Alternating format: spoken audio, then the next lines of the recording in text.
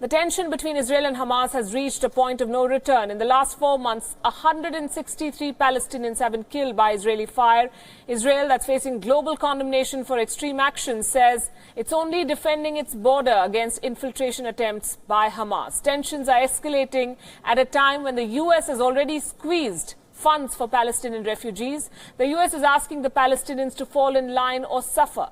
The United Nations Relief and Work Agency for Palestinian refugees is depending on support from countries like India to continue its work in the region.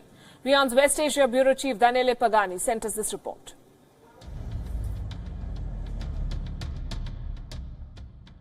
These are words from a leaked mail written by Jared Kushner, son-in-law and senior advisor of President Donald Trump, currently in charge of the so-called Deal of the Century, a plan aimed at finding a solution to the Israel-Palestine conflict. The battle against UNRWA, the United Nations Relief and Work Agency for Palestine refugees, is one among the many the Trump administration is fighting within the United Nations. A battle Donald Trump himself initiated on Twitter, of course.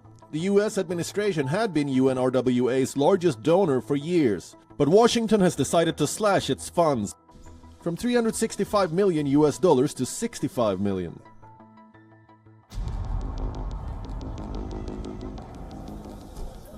Washington has accused UNRWA of letting its funds slip into Hamas' hands in the Gaza Strip, an accusation promptly denied. Get money to serve the Palestine refugees. We do not get money to serve Hamas. So I have had absolutely no reports, no evidence that any of the resources we have get diverted to Hamas. We use them to run our services for 1.3 million refugees. Money is a negotiating tool, a constant in President Trump's foreign policy. He has said that if Palestinians want the money back, they must agree to renew peace talks with Israel. And UNRWA is left facing the worst financial crisis since its establishment in 1948. UNRWA provides aid to 4.5 million Palestinian refugees scattered in Lebanon, Jordan, Syria, the West Bank, and Gaza.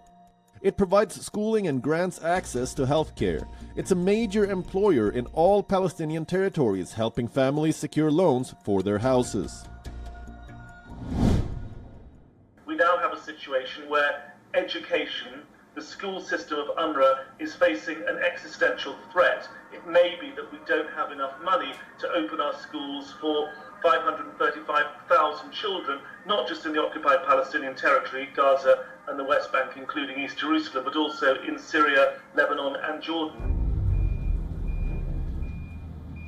The UN launched an emergency call, requesting other countries to increase their donations.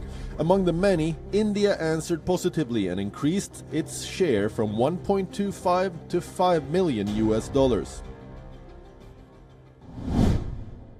We're extremely grateful to the government and the people of India for supporting UNRWA's work so generously, and also to supporting the Palestine refugees we serve, 5.3 million of the most disadvantaged people on our planet.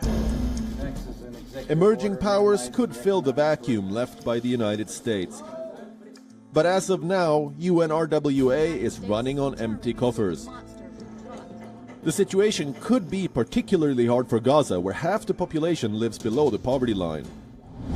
The social consequences of these cuts in Gaza are frankly catastrophic.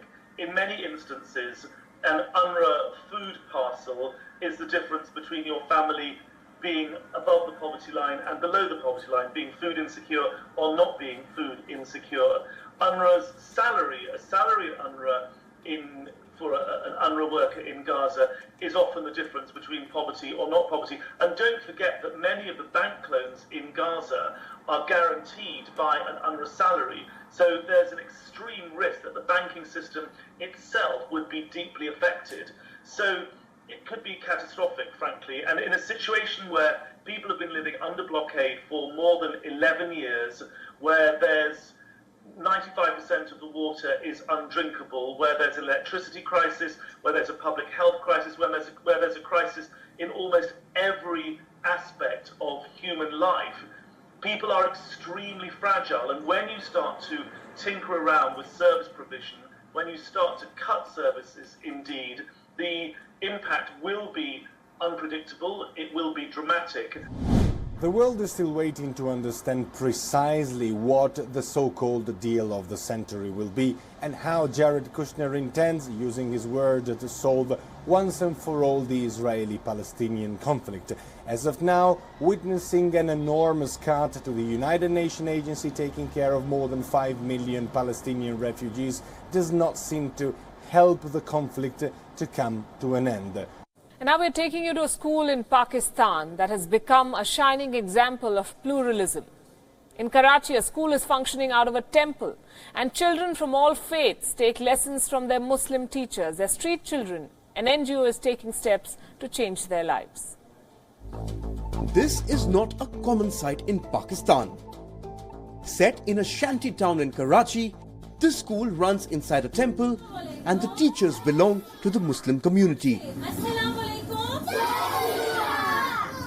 Hindu children from impoverished backgrounds are being imparted an education that is a lesson for the entire world.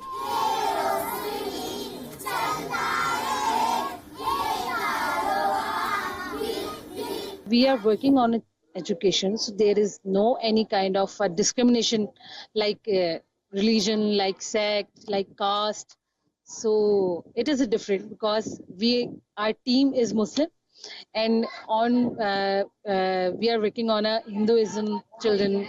We are working on a Christians, mostly Muslims.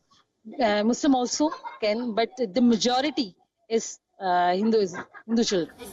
The school has been set up by the Initiator Human Development Foundation. Currently, it has 93 Hindu pupils.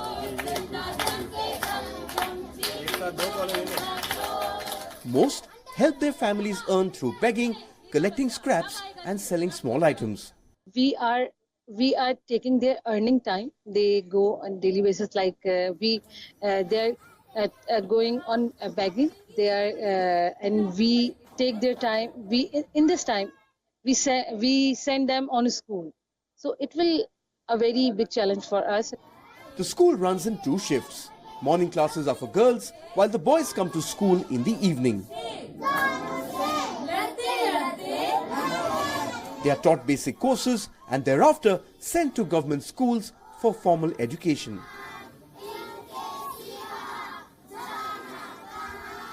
But seasonal migration and disease continue to pose a big challenge to this wonderful initiative. I teach a student like Ramchand, and I provide him non-formal education. I prepare him for a school.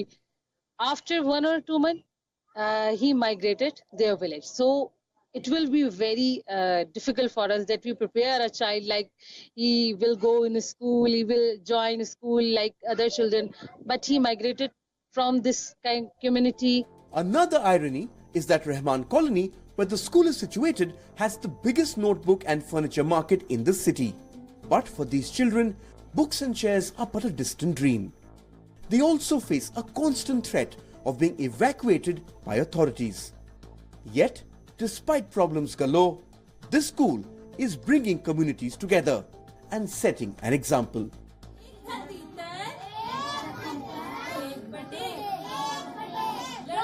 Bureau Report, WION.